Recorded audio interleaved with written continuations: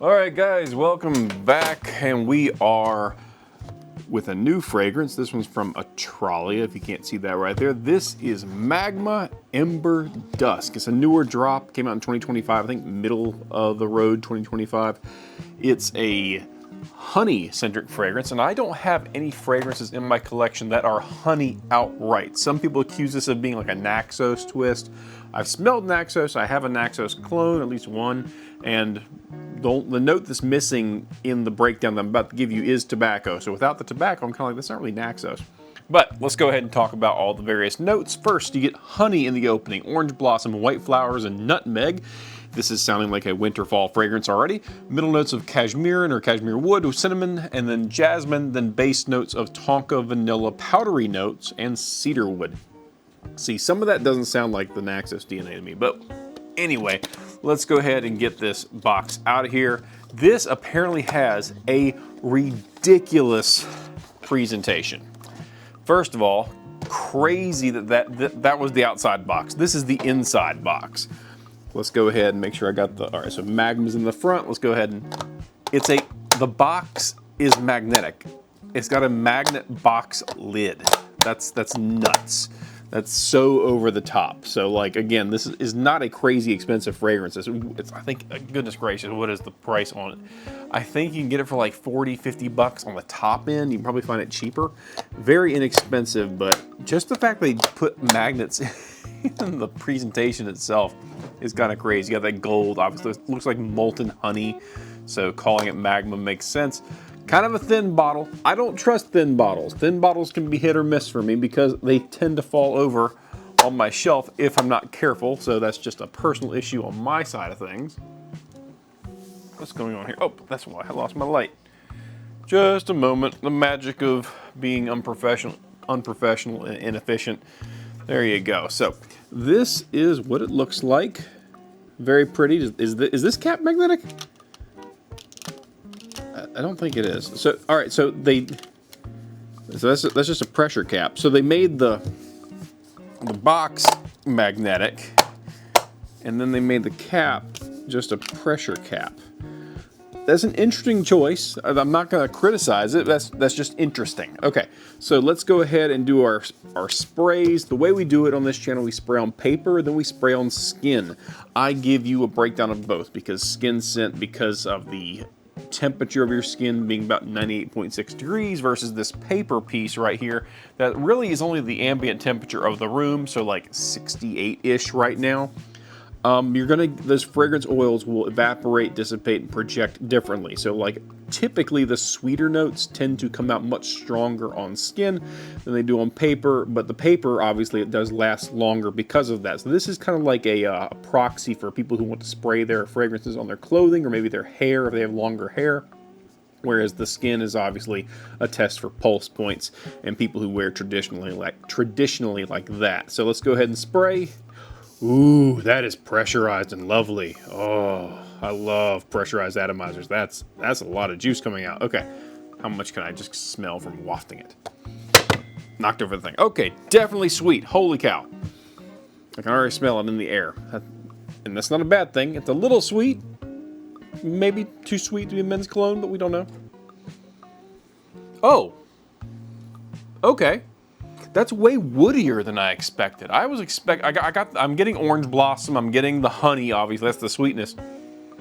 But that cashmere wood's coming out already. That's excellent, holy cow. I was not expecting it to be that, like, that strong of like the woody note on paper. It's like honey, the orange blossom. I'm not really getting cinnamon, but I think that's a common theme for me. I think I have a difficulty smelling cinnamon among all the other notes. I've noticed that with my other fragrances. But that cashmere wood coming through, like that's interesting how woody that came out. Now, it's definitely honey and sweet dominant, but the fact that slightly crisp cashmere is in there is pretty cool. Holy cow. That's nice. I'll be frank with you, I'm not getting Naxos from this. I mean, the honey note, sure, but Okay. Let's see if the skin's different. I'm now out of everything on there. I'm smelling the honey, the orange blossom, the white flowers. Is just florals generally, in my opinion.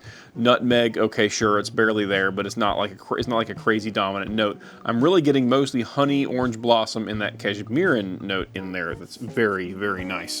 It presents very pleasantly. All right, let's go ahead and spray on skin. I'm just gonna do one because that's a lot of juice. I don't need to do more than one. That's a lot of spray that comes out of this thing. Holy cow. Smells nice. It's masculine, even though it's very sweet and honey oriented.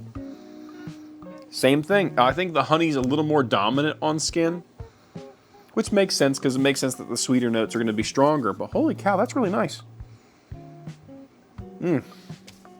That's dangerous. That's so good. I'm shocked at how good that is. I was expecting this to be kind of like all talk and no action, but then this turned into like, wow. That's just pleasant. It's masculine, and it's sweet, but it's not cloying in any way, in my opinion. But yeah, that's just good. I'm getting a little bit of that cashmere in already. It just makes it a little bit crisp and woody along with those other notes. So you get like the orange blossom, the honey, very obviously honey, and then that crispness. That is just crisp, clean cashmere added to it. It's very nice. That cashmere wood's just very, very nice. So I'm gonna blip out of existence for a split second, but for me, it's gonna be several days of wearing this, and that's when I come back and talk to you about stuff like longevity, projection, and how those notes will break down over time. So I'll be right back. It'll be a split second for me, or sorry, for you. For me, it'll be a little bit of time.